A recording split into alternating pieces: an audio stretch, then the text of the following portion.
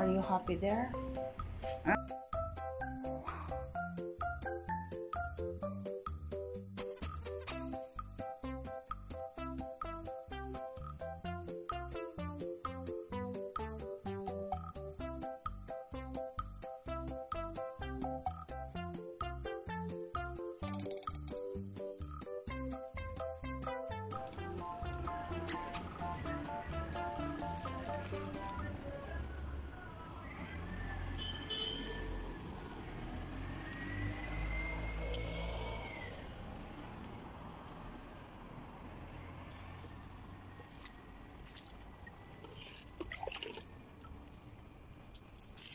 Ito yung ating alugbate, nakalbo na ulit.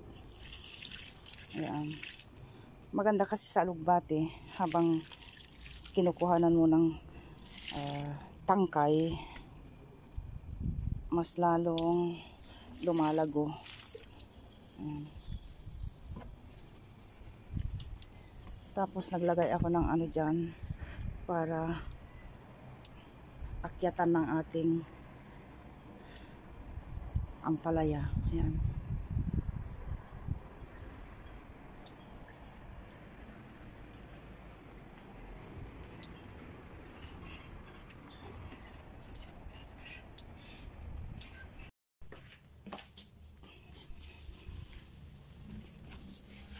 Matrabaho din kaya ang pusa, guys.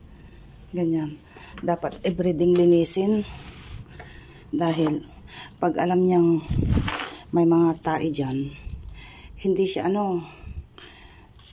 hindi siya tatai. Pupunta siya sa ibang lugar para tumai or umihi. So dapat malinis yan. Minsan hindi namin nalinisan ng 2 araw, guys. Ito, alam niyo kung saan siya umiihi. Doon sa sulok doon. Doon siya umiihi sa sulok na yun. Doon.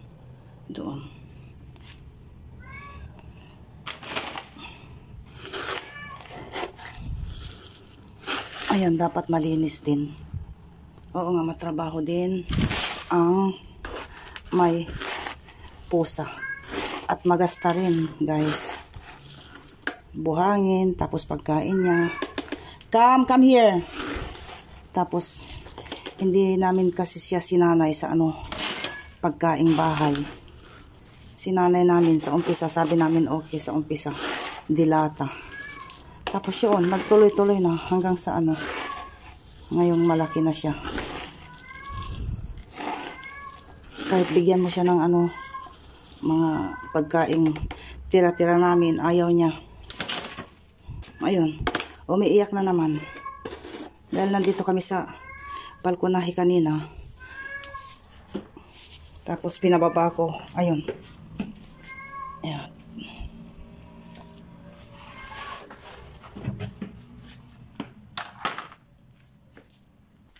Nakapagdilig na tayo. Pag ganitong summer, ako ang mostly nakakagamit ng sando ni Habi. Dahil ito lang ang pwedeng isuot para mapreskohan ka. Come!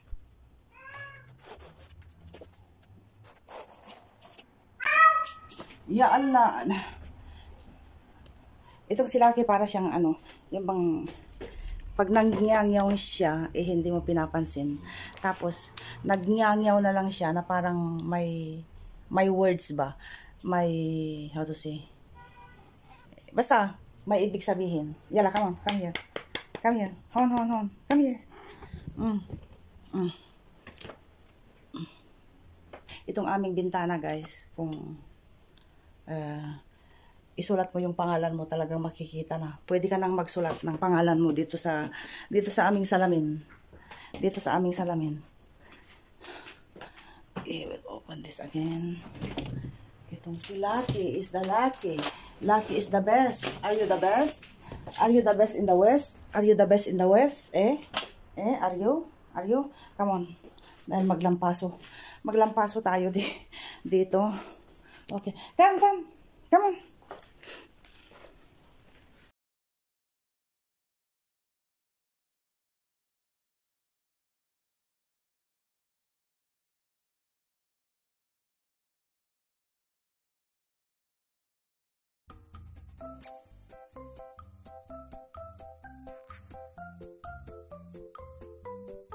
May pagkain pa kami.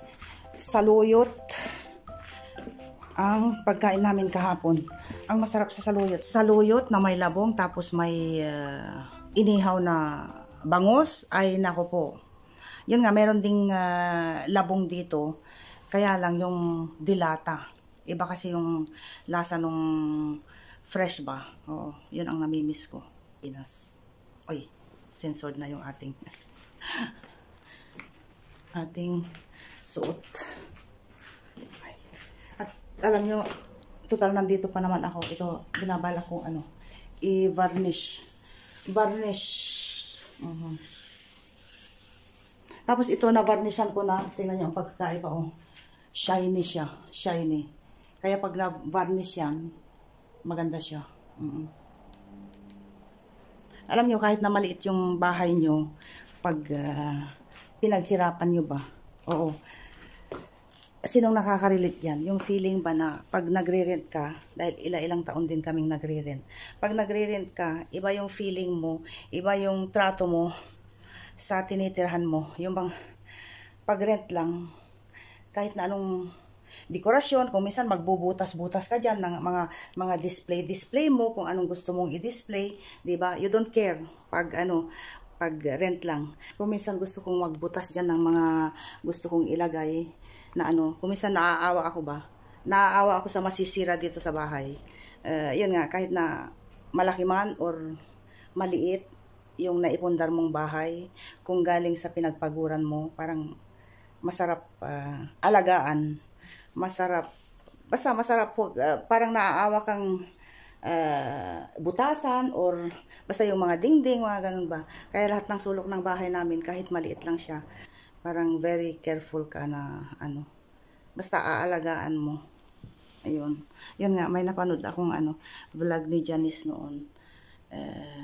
Nung nakapagpagawa siya ng Janice Tibilen, nakapagpagawa siya ng bahay. Gets ko yung yung feeling niya. Sabi niya, lahat daw ng pinakasulok-sulukan ng bahay niya, inaalagaan niya.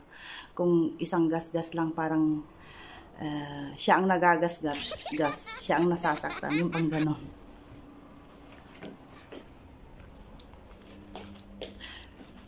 Yan kunting galaw lang talagang dito, papawisan ka. Sa bundok, mainit din, pero wala kang wala kang, yung bang, hindi ka papawisan, yun, presko yung hangin doon, kahit nagalaw ka ng galaw, wala kang pawis na mararamdaman sa iyong katawan. Samantalang dito, kunting kimbot mo lang, talaga, papawisan lahat ng singit.